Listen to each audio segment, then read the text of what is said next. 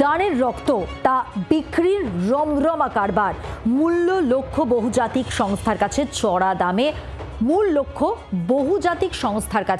চড়া দামে প্লাজমা বিক্রি। গতকালই বেলেঘাটার ওম ব্লাড ব্যাংকে তল্লাশি চালানো হয়। আর গত 6 মাসে জানুয়ারি থেকে জুন পর্যন্ত 2787 ইউনিট লোহিত রক্তকণিকা ট্রান্সফার। স্বাস্থ্য দপ্তরকে না জানিয়ে রক্ত পাচারের অভিযোগ। আরও একটু বিস্তারিত কথা বলবো, পর্যালোচনা করব। সরাসরি রয়েছেন প্রতিনিধি অয়ন শর্মা। অয়ন, প্রথম থেকে শেষ অবধি আমরা পর্দাফাঁস করেছি এই রক্ত রাহাজানি, এবং তুমি প্রত্যেকটা ক্ষেত্রেই অনেক অনেক তথ্য পেয়েছো, অনেক অভিযোগ পেয়েছো এবং যেগুলোকে সামনে এনেছো, টিভির পর্দায় তুমি ফাঁস করেছো। সেই জায়গায় দাঁড়িয়ে একটু বিস্তারিতভাবে জানতে চাইবো, এই যে রক্ত নিয়ে ব্যবসা তৃণমূল জামানায় এটা কেমনভাবে চলেছে?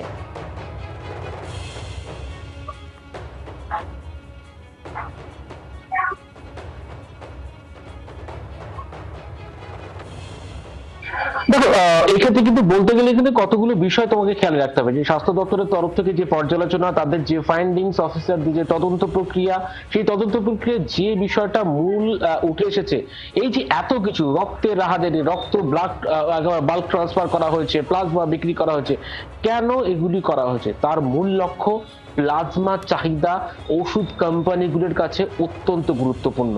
রক্ত কিন্তু অতিরিক্ত দামে ততটা বিক্রি করতে পেরেছেন বলে এমন কোনো এখনো পর্যন্ত তেমন পর্যাপ্ত একেবারে ফাইন্ডিংস কিন্তু নেই স্বাস্থ্য দপ্তরের তরফ থেকে। কিন্তু মূল লক্ষ্য যেটা জানা গিয়েছে, প্লাজমা বিক্রিটাই কিন্তু মূল লক্ষ্য হয়ে দাঁড়িয়েছিল এই বেসরকারি ব্লাড ব্যাংকগুলির। অশোক ব্লাড ব্যাংক যোধপুর পার্কে, সেখানেও আমরা দেখেছি প্লাজমা বিক্রি করা হয়েছে। তার আগে হেলথ পয়েন্ট যে ব্লাড ব্যাংক রয়েছে পদ্মপুকুরের দক্ষিণ কলকাতার, সেখানেও প্লাজমা বিক্রি করা হয়েছে। এবং গতকাল যে একেবারে 6টি জায়গায়, উত্তর ও দক্ষিণবঙ্গ মিলিয়ে 6টি জায়গায় অভিযান চালায় স্বাস্থ্য দপ্তরের আধিকারিকরা, সেখানে কিন্তু প্রতি ক্ষেত্রে প্লাজমাই মূল কথা। অর্থাৎ বহুজাতিক সংস্থাগুলির কাছে প্লাজমা বিক্রি করতে হবে, কিন্তু এই প্লাজমা পাবেন কোথায়? তারা প্লাজমা পেতে গেলে তাদেরকে একেবারে ব্লাড ডোনেশন ক্যাম্প করতে হবে, রক্ত আনতে হবে এবং এনে তাদেরকে সেপারেশন করতে হবে। সেপারেশন করে তবেই কিন্তু প্লাজমা বিক্রি করতে হবে, সেটাই কিন্তু মূল লক্ষ্য ছিল।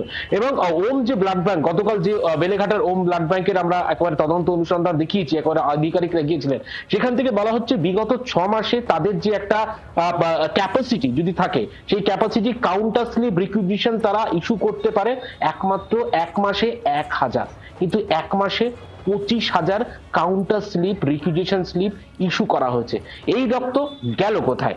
এটা একটা বড় প্রশ্ন। পাশাপাশি তোমাকে বলে দেখি, 1,32,00,000 প্রায় 486 টাকার মতো তারা প্লাজমা বিক্রি করে দিয়েছে বিগত এই 6 মাসে, সেটাও কিন্তু এসবিটিসি কে না জানিয়ে। দ্বিতীয়ত একেবারে 2000 প্রায় 800 ইউনিট একেবারে পিআরবিসি অর্থাৎ লোহিত রক্তকণিকা, সেটাও রাজ্যের স্বাস্থ্য দপ্তরকে না জানিয়ে একেবারে বিক্রি করে দিয়েছে, এমনটা ফাইন্ডিং। এবং সব থেকে তাৎপর্যপূর্ণ, যখন ওদের মধ্যে এই তল্লাশি অভিযান চলছে রানীগঞ্জের একেবারে ইনস্টিটিউট অফ মেডিকেল সায়েন্স, সেখানে ডেপুটি সিএমএইচ পদমর্যাদার আধিকারিকরা তল্লাশি অভিযান চালাচ্ছেন, সেই সময় স্বাস্থ্য দপ্তরের আধিকারিকরা খোঁজ পায় একটি বাল্ক ট্রান্সফারের গাড়ি পৌঁছাচ্ছিল অন্য একটি জেলা থেকে এই রানীগঞ্জের ইনস্টিটিউট অফ মেডিকেল সায়েন্সে।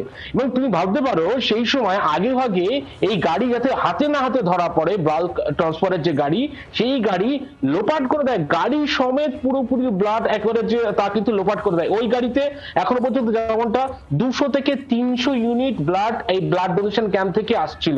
এবং সব থেকে তাৎপর্যপূর্ণ যে অভিযোগ, যে ব্লাড সেপারেশনের জন্য, প্লাজমা আলাদা করার জন্য 6 ঘন্টার টাইম থাকে। ধরে নাও 200 কিলোমিটার দূরে কোথাও ব্লাড ব্যাংক হয়েছে, সেখান থেকে ব্লাড ক্যাম্পে আসবে, আসার পর সেপারেশন করা হয়। সেপারেশন করতে গেলে পিআরবিসি আলাদা করা হয়, প্লাজমা আলাদা করা হয়, তার জন্য সেটা কিন্তু 6 ঘন্টার মধ্যে করতে হয়। যদি না আমি করতে পারি, তাহলে কিন্তু সেই রক্তের গুণগত মান থাকে না বা প্লাজমার গুণগত মান ঠিক মতো থাকে না। সেটাই কিন্তু করে এসেছেন।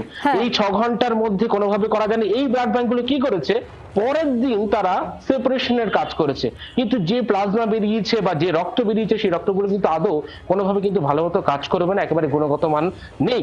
এবং হাওড়ার ক্ষেত্রে যে অভিযোগটা, এবং আমরা ইতিমধ্যে আমাদের প্যাকেজে সকাল থেকে দেখাচ্ছি, হাওড়ার ক্ষেত্রে অত্যন্ত তাৎপর্যপূর্ণ।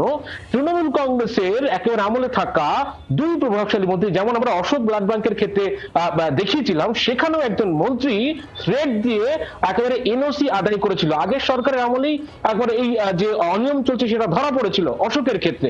হাওড়া মিউনিসিপ্যালের ক্ষেত্রে আরো একেবারে ইন্টারেস্টিং পয়েন্ট, যে হাওড়া মিউনিসিপ্যালের দপ্তর, পুরসভার দপ্তর, সেখানে ভাড়া দিয়ে নিয়েছিল কে? Rotary blood bank. ইনফ্রাস্ট্রাকচার তাদের, কিন্তু ব্লাড ব্যাংক চালাতো এই প্রদীপ চন্দ্র, কোথা থেকে? উত্তরাখণ্ড থেকে, ইউপি থেকে। এই রক্তে ব্লাড পাচারের যে চক্র সিন্ডিকেট, সে সিন্ডিকেট তারা চালাতো।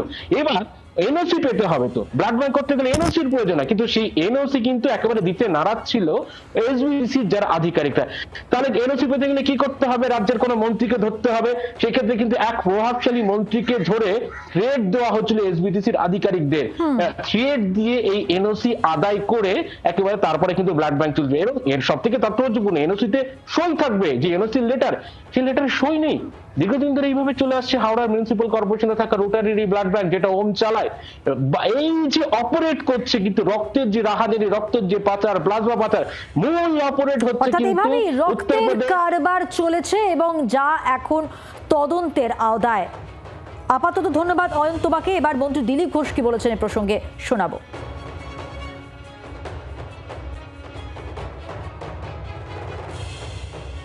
এটাই খুবই অন্যায় ব্যাপার। এখানকার মানুষ আমাদের রক্তদান করে একটা পরম্পরা আছে, বিভিন্ন সংস্থা মানুষ করেন, সেটা নিয়ে এইভাবে 2 নম্বরই করা রাজ্যে নিয়ে যাওয়াটা তো অন্যায়। সরকার নিশ্চয়ই এটাকে নজর রাখবে।